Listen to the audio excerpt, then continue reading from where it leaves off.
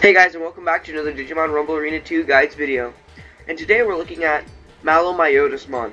Now, it's between him and Diaboromon being the best character in the game, but I just chose Diaboromon because of personal bias and a couple of other reasons. But yeah, Malomyotismon definitely has a case for being the best. So overall, Malomyotismon is pretty fast. He's not like super slow like most boss characters. He's pretty okay speed-wise. And he's really powerful. Oh my god, he's a boss.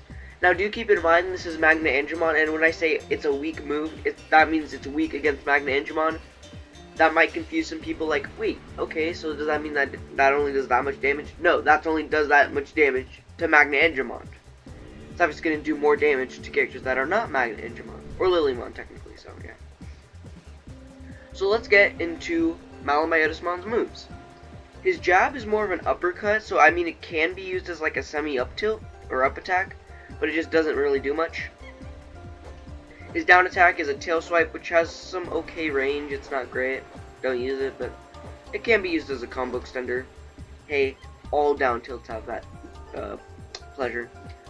His up attack is this. Whoa, yeah, look, jump up in the air. Whoa, look at this. This is such a stupid ass move. I love it. But it's really bad. His nair is obviously good because nairs in this game are good. And you can't really go wrong with the nair. It's good. It's got some decent fat hitboxes because of how just wide Malomyotismon is. Because of how, like, he's got like two giant mouths for shoulders. Like, and then you got his down air. It's okay. His upper air attack, I don't know what the terminology is okay. It's the same as his up attack. It's not horrible.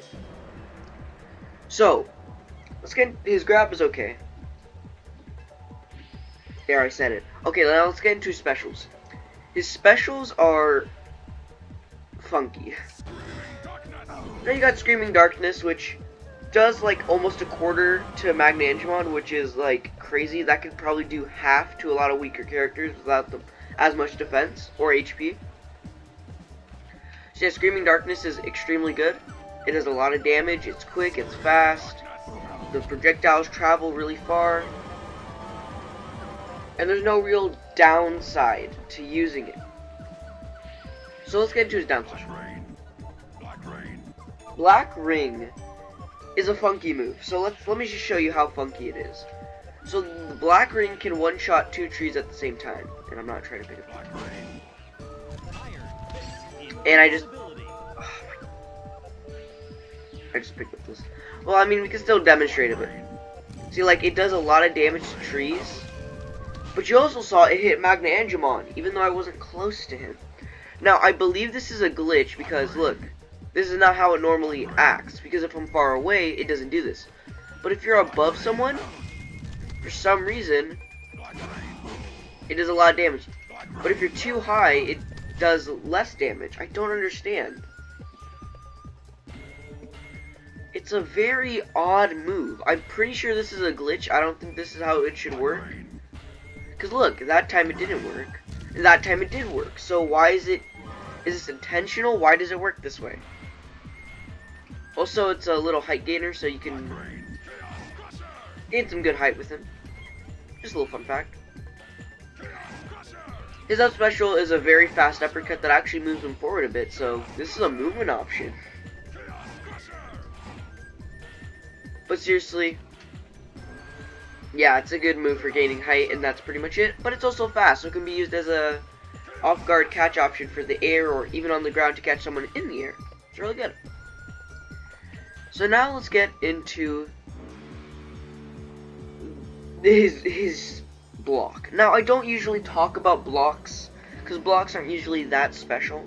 But in this case, Malomyotismon has a unique block, which I know it's a weird thing to say. Why would he have a unique block? No other boss has a unique block, but he does. This. So it looks pretty normal.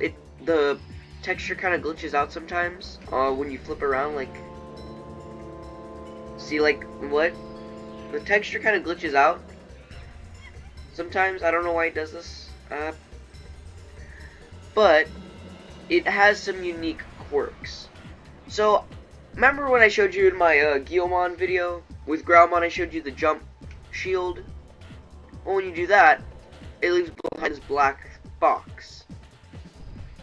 And if I get Magnangemon over here... Oh, that's the wrong button. It does nothing to the shield, no matter which way I face. But Malomyotismon still has his shield. This is such a weird move. And it's also the best shield in the game because it reduces the most damage out of any shield in the game. And that was not intentional. So yeah, you really have the best shield in the game right here.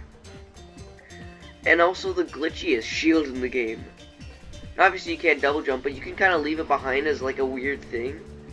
It has no practical use at all. At all. It just leaves behind this little thing. But hey, it exists. I just wanted to talk about it because I found this out while just goofing around before the video, you know, trying to see how things would work. You know, test drive the character. It's just a little fun glitch. So yeah, let's talk about his charge attack. Which, okay. I know I said Mega Kabuterimon's was the best in the game, but I think his might be like a close second. It's not super fast, but you can semi-spam it, and what it does is it slows down the opponent while doing a good amount of damage, especially if you fully charge it, which doesn't take too long, so, yeah. It's kind of hard to demonstrate. As you can see, it slowed Magnangemon down there, and if you get hit by it a ton, it does, really? There was a health up there? It does a lot of damage. In my testing, it did about half, but again, it's somewhat inconsistent. Now let's get into his Ultra. And this is why you could kind of consider him the best character in the game. Pandemonium. Now, there's also a glitch with Pandemonium. So, you see how the background is like this? It's supposed to turn black during Pandemonium, but sometimes it just straight out doesn't. Like here, it turned black, right? Normal Pandemonium stuff. But if I were to say use it again, it doesn't. The only indicator for this is the ringing noise you hear. So, like, if that wasn't in the game, this would be the most broken in the game. If you used it a second time. Which is highly unlikely, but if you did, you did. So what does this Ultra do? It switches up your controls. Every control is different. And it's not always the same. And this actually lasts a little bit after, just due to a glitch. Because if you hold a button that did a certain thing during Pandemonium, it's going to continue doing that, like a crouch. But then once you let go back to normal. So yeah, it's very powerful because it just mixes up your opponent's moves. It's random what moves are mixed up. Though I'm pretty sure there is like a couple sets of mix-ups that there are. It's not completely random because I'm pretty sure it's not completely random. But yeah, that's really all I have for his Pandemonium. You can't really use it. You just use it to confuse your opponent and beat the crap out of them because they can't really do anything because they have to react to their buttons on the spot, and most people can't do that. So it's pretty broken and gains you a lot of advantage in a match. Now, let's go over some combos with Malomyotismon. So first, you can use his Nair here. His Screaming Dark Ring is a combo extender, which can actually be auto-cancelled into a Nair or something. And there you go. Simple combos with Malomyotismon. Nair is going to be your real best friend here. So if you do Nair, Dark Ring, Nair, down tilt, up tilt, down tilt, knee, ground pound. I don't even know what I'm doing. Really, for Malomyotismon, if you can get a Nair into Dark Ring, into Nair, because you can kind of cancel it. Or if you get them on the ground, you can